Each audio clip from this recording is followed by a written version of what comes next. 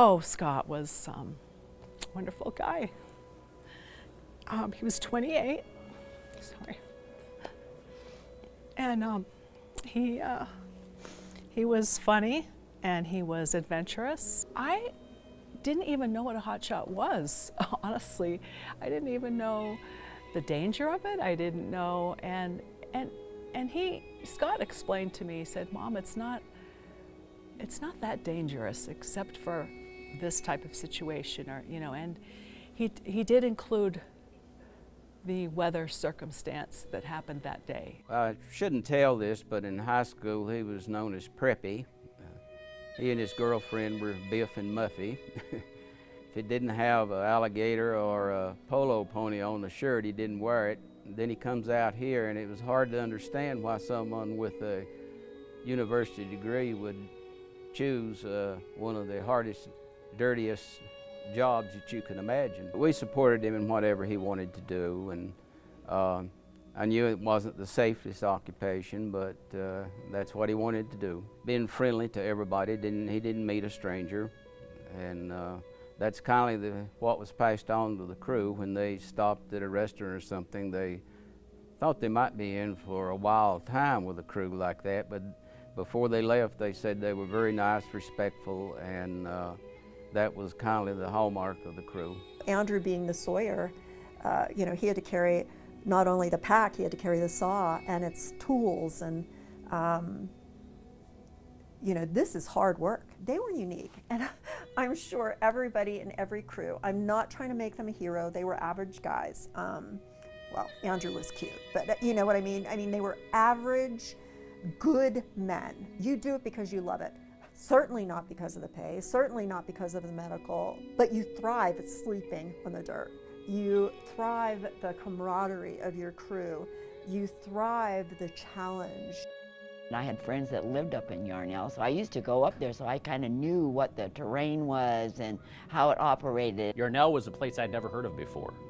You know, it's such a small little place off the beaten path. We knew we were running the risk of the fire coming to there as well, but we thought, well, if that happens, then we'll just move again. Some of it's packed. I started packing, you know, my stuff just in case. I saw the flames just right over there, just beyond the rocks here. And that's pretty close. And then so I started screaming, telling everybody, gotta go, let's go, you know, because it was right there. We could see the fire up in the hills, and that was pretty startling to be able to see the tops of the mountains behind our home, you know, burning. I wasn't packing sentimentality, I was packing, you know, what do I want to start a new life with if I have to? Precious mementos and everything had to be, I just had to say goodbye. And all of a sudden, it turned within like half an hour. It turned just like that. We saw it blow up, go up into the sky, turn purple and black, and start blowing north. And a friend that was on the mountain watching said that our house burned very quickly after that. Storm clouds came in, and when the column collapsed, there was no way you could outrun that. One of the guys describes from the airplane up above that when it hit the canyon and came out, there was about a 400-foot flame. This little gate up here is a gate that we had to come through in the dark. It wasn't dark nighttime, it was dark because the fire that fell on top of us. On that day, all I knew was wind and fire. We were cutting a fire break because we did not want the fire to come into the town. And I told my rookie, I said, get down off the hill, we're getting out of here. This mountain here, the fire came around on that side, it came from west to east, and it came from east to west, and it collapsed on us in the middle. And it came through a pass up here, and it just came at us like a giant fireball.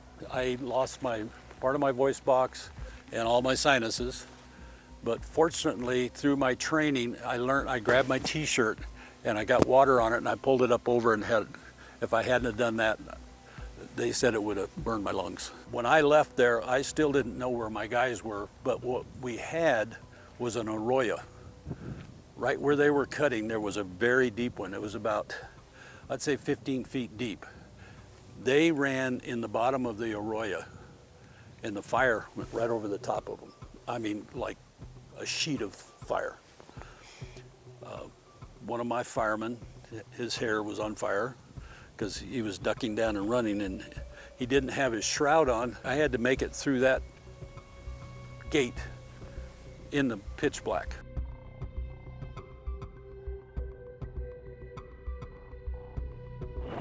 Granite Mountain, air attack. How do you read? So is Granite Mountain still in there? I had gotten a text actually from Scott. He texted me whenever he went on fires, and he knew I'd be praying, and he texted me about 4 o'clock. And just all he said was, the fire is running at Yarnell. About dinner time that night, someone on TV said that they couldn't make contact with the crew. And then about 5 o'clock, a little before 5, we got a phone call, but it was a frightening phone call, and my husband turned white as a ghost because he took the phone call. It was from the father-in-law of one of the Blue Ridge Hotshots who were fighting the fire with them.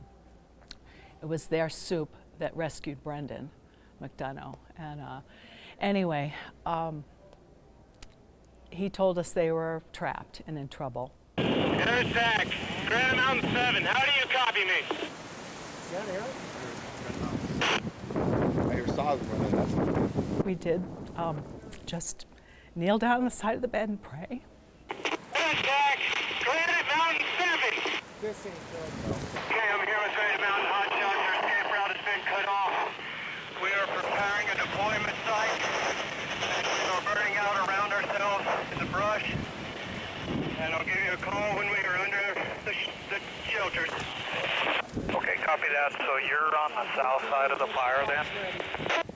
Thanks for arm. Okay, we're going to bring you the VLAT, okay?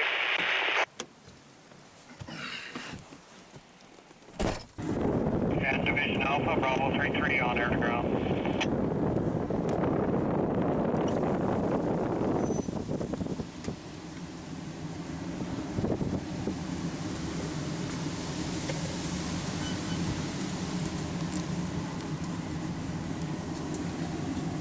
Division Alpha, Bravo 3-3 on air to ground. We're working our way around there. We've got several aircraft coming to you. We'll see if we can't take care of business for you. And Division Alpha, Bravo 3-3, I need you to pay attention and tell me when you hear the aircraft, okay? Because it's going to be a little tough for us to see you.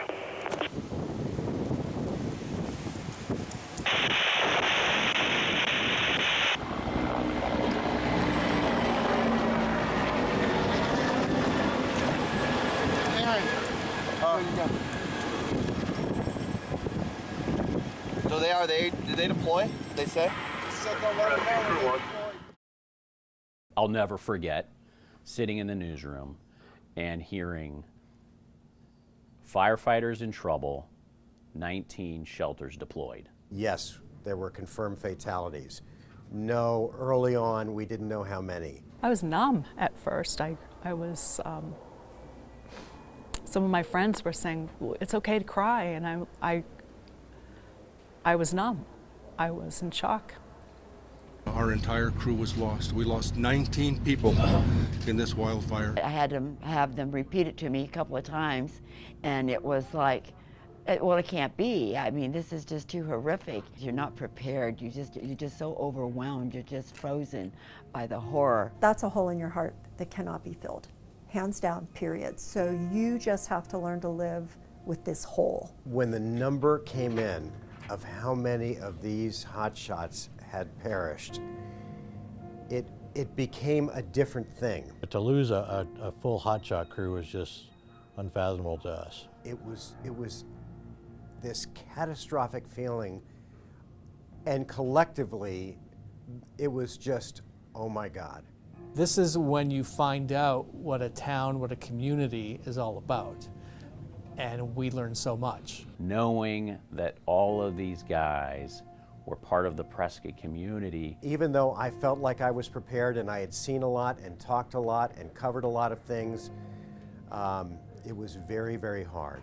As the days went on, you started seeing T-shirts and hats from fire departments all over the country. It was, I can't even begin to describe this overwhelming sense of grief and loss. As a mother and as a wife and having sons as children, it overwhelms you. And I took it upon myself to call each and every one of them and tried to be supportive and uplifting and let them know that our heart is breaking. I know their heart is breaking. There was still fire we had to put out through the town. We had to evacuate the fire department. And so we were trying to figure out how to get that back in, but obviously everybody's in shock. That's what's really hard about, that event is that, there still had to be a firefight.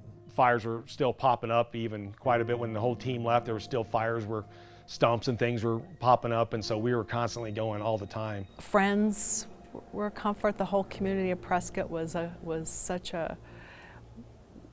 really that love that we felt really warmed me and really helped us all. Sometimes we kind of protect ourselves by just going numb, as if it didn't happen, but yet we know in our mind that it is a tragedy. With help, with family, faith, counseling, you have tools to when you have that moment of being overwhelmed. I don't know how anybody does it without that. That moment changed the trajectory of your life. I just remember being extremely careful when I would question people that lived in the town, because you didn't want to pry, you didn't want to push, but you wanted to do these firefighters justice by telling the story. I didn't meet one that didn't want to talk. I didn't meet one person that didn't want to tell me the story of one of the hotshots that they knew or that their kids knew and grew up with. Everybody that you talked to had a connection. They were men who carried out their duties with honor, worthy of the name Granite Mountain Hotshots. How many people have ever had to do that? 19. It was like, what can you say? Our heart goes out to you and the mayor, the people of Prescott and people of Arizona, for the terrible tragedy you have endured. Vice President Biden was there, myself and other dignitaries, and it was just so moving, just so shocking, so heartbreaking. All men are created equal, but then a few became firefighters. Thank God for you all. Thank God for your willingness to take the risks you do. I was on the floor and firefighters were marching in. It was a memorial. And as they were marching in, they were hugging this one young man. Looked to be about 18, 19. And I couldn't quite figure out who he was, why him, and we later found out that he was the 20th. And every member of this community feels blessed that he is with us here today. It is my honor to introduce my brother firefighter, Brendan McDonough. And immediately your thoughts went to him of survivor's guilt, which we knew that he would have. Why was I the one that was the lookout? Why was I the one that survived? Why was I the one that would live to tell this story? Thank you, and I miss my brothers. And we're here today to remember them. And I love my family, all of you that are out there. Thank you for supporting me. And then later this transitioned to a different kind of story, where you had the partners, the spouses of the firefighters fighting for benefits. No, ma'am. Okay, well then I'll talk to them, and if you don't want me to talk in here, then I'll talk to them. Thank you, City of Prescott, for supporting the Hotshot family. How they didn't even give any time for her at all. It was appalling. All she wanted to say was 2 minutes. And I remember Amanda Marsh outside, just right next to the steps of the Avapai County Courthouse, famous Courthouse Square, getting into a screaming argument with another man over the benefits that her husband and the other firefighters spouses or partners were entitled to. The emotion was so raw. My husband, Eric Marsh, Jesse Steed, all of them would say, we're working on Andrew's benefits. We've talked to the city manager about Andrew's benefit. We have been through enough. We have been through enough. Those people want to hear from you. Okay, I understand. He has been horrific. In dealing with him, he's been uncompassionate. Exaggerations of the truth do bother me because I'm a human being just like everybody else. I'm not even sure what the benefits are for Miss Ashcraft. We've never covered part-time employees. It would be extremely expensive and very difficult to do so. I get it. You know, I know what box they checked. You know, I have a health insurance business. I get it. I get employee rules. But somebody has to say, we have your back. At that moment, they felt like they were being mistreated after everything they'd been through, after the sacrifice of their partners, their spouses. They felt like they were being cast aside. I don't know if it brought it all back, but it never let it end. And in truth, this never ends.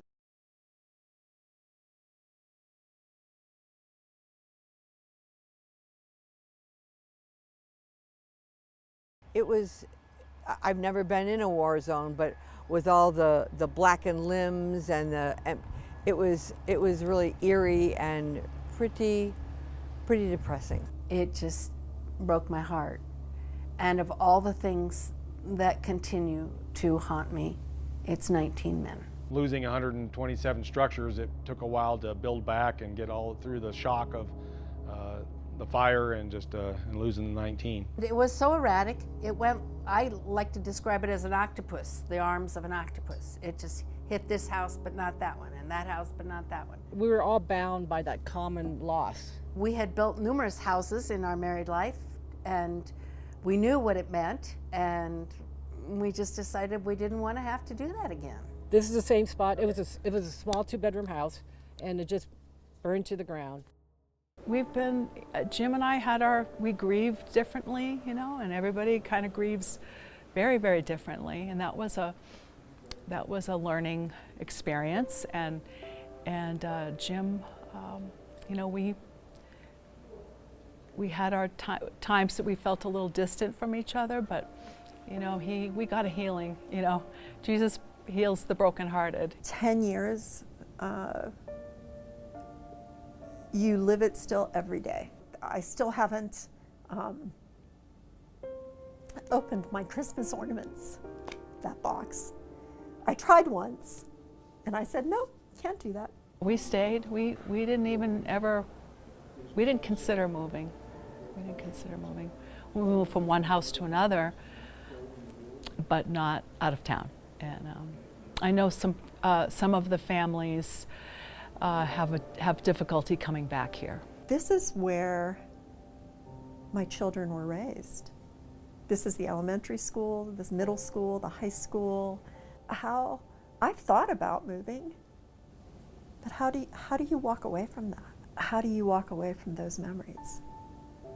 I can't go somewhere else and make more memories with Andrew. His childhood memories are here. Seriously, a couple of years after the tragedy, we thought about moving back home, and as time went on, my wife said, well, our son lived here, he is buried here, and a lot of our friends have moved on and passed away, and so she got to the point she didn't want to go back home, that this was home. I think faith as well as support of family and friends. And when I tell someone I don't have a family, the firefighters, if you're talking to one of them, they say, yeah, you got a family, it's us. People come in here all the time and say, I just remember where I was that day. We started this a little over 5 years ago, and we've been, it's been a lot of work. It's been good work. It's been good work. It's bittersweet. You're reminded of the tragedy, of course, and then you're also grateful that something like this is available to the public. May Granite Mountain's memory be known, but don't forget, they were good, rock-solid men. Look at the way they died. None of them ran.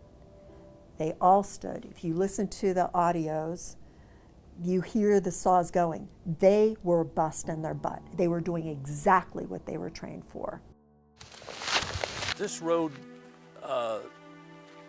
basically was my lifeline. I'm happy to walk on it and see that its flowers are growing and trees are budding.